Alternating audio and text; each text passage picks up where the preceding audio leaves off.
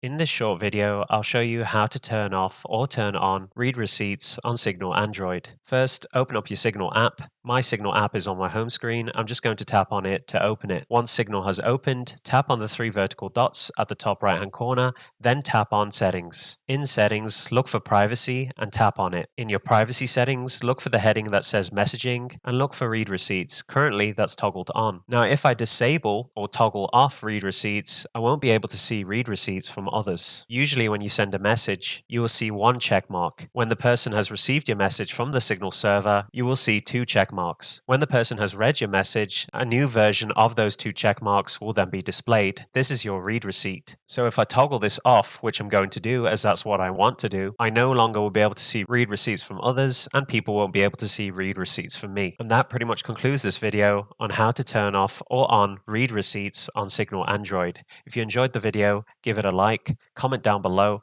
and most importantly of all, subscribe to support the channel. I'll see you on the next video. Why is it so hard to let